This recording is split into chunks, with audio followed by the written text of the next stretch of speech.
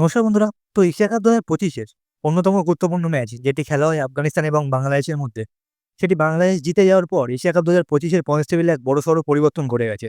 হ্যাঁ বন্ধুরা, আসলে গতদিন আফগানিস্তান এবং বাংলাদেশের মধ্যে যে ম্যাচটি হলো, সেটি ছিল খুবই রোমাঞ্চকর। কারণ ম্যাচ কখনো আফগানিস্তানের দিকে আবার কখনো বাংলাদেশের দিকে ঝুঁকে যাচ্ছিল। তো তবে অবশেষে সবাইকে অবাক করে দিয়ে বাংলাদেশ খুবই ক্লোজলি হারায় আফগানিস্তানকে। অবাক করার কারণ এটাই যে ইউএইর মাঠে যেখানে আফগানিস্তানের মতো টিম খুবই স্ট্রং, সেখানেও বাংলাদেশ আফগানিস্তানকে হারিয়ে দিল। তবে আফগানিস্তানের উপর বাংলাদেশের এই গুরুত্বপূর্ণ জয়ের পর বদলে গেল এশিয়া কাপ ২০২৫-এর গ্রুপ বি এর পয়েন্টস টেবিল বা পয়েন্টস টেবিলের সমীকরণ। তাছাড়া ভারতের গ্রুপ অর্থাৎ গ্রুপ এ থেকে ভারত ছাড়া আর কোন টিম খেলতে পারে সুপার ফোরে, সেটাও আজকের ভিডিওর মূল আলোচনার বিষয়। তো সবার প্রথমে গ্রুপের পয়েন্টস টেবিলের সমীকরণ যদি দেখি, তাহলে গ্রুপের নাম্বার ৪ এ আছে ওমান। ওমানের টিম ২টি ম্যাচ খেলেছে, ২টিই হেরেছে এবং নেট রান রেটও আছে মাইনাসে। তাই তারা সুপার ফোরে কোয়ালিফাই করতে পারবে না। আর ওমানের শেষ ম্যাচ যেটি বাকি আছে সেটি হলো ভারতের বিরুদ্ধে ১৯ সেপ্টেম্বর। এরপর ৩ নম্বরে আছে ইউএই। ইউএই ২টি ম্যাচ খেলেছে, ১টি জিতেছে এবং ১টি হেরেছে। তবে ইউএই যদি কোয়ালিফাই করতে চায় তাহলে আজকে পাকিস্তানকে তাদের হারাতে হবে, নাহলে পাকিস্তানের টিম সুপার ফোরে কোয়ালিফাই করবে। এরপর ২ নম্বরে আছে পাকিস্তান। পাকিস্তান ২টি ম্যাচ খেলেছে, ১টি হেরেছে, ১টি জিতেছে, যেটি পাকিস্তান ভারতের কাছে একতরফা হেরেছে। তো পাকিস্তান যদি কোয়ালিফাই করতে চায় তাহলে সুপার ফোরে, তাহলে পাকিস্তান আজ ইউএই পাকিস্তানকে আজ ইউএইকে হারাতে হবে। আর যদি তারা হেরেও যায় তাহলে এটা মাথায় রাখতে হবে যে তারা যেন বড় মার্জিনে না হারে।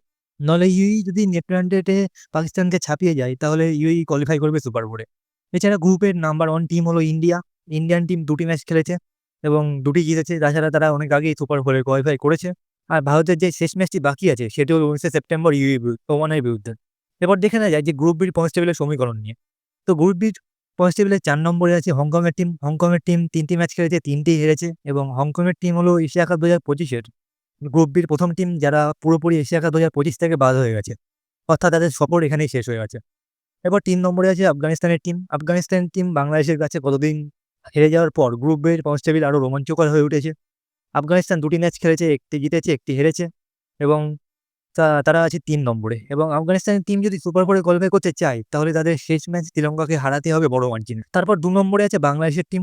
দেখুন, বাংলাদেশের টিম যদি সুপার ফোরে কোয়ালিফাই করতে চায় তাহলে তাদের আফগানিস্তান ও শ্রীলঙ্কার ম্যাচের দিকে নজর রাখতে হবে এবং বাংলাদেশ চাইবে যে বা আশা করবে যেন আফগানিস্তানের টিম শ্রীলঙ্কার কাছে হেরে যায়। আর যদি শ্রীলঙ্কা হেরে যায় আফগানিস্তানের কাছে তাহলে সেটা যেন খুব ক্লোজ ম্যাচ হয়।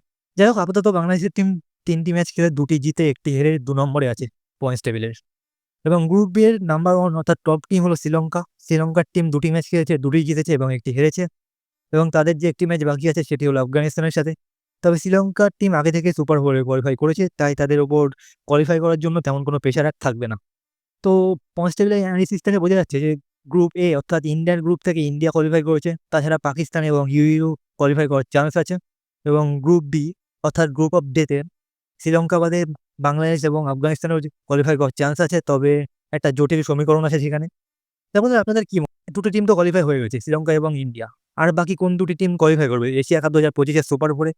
আপনাদের মতামত অবশ্যই কমেন্ট সেকশনে জানাবেন এবং ক্রিকেট সম্পর্কিত এরকম অ্যানালিসিস, ভিডিও অ্যানালাইসিস এবং খবর পেতে আমাদের চ্যানেলকে অবশ্যই লাইক, শেয়ার এবং সাবস্ক্রাইব করতে ভুলবেন না।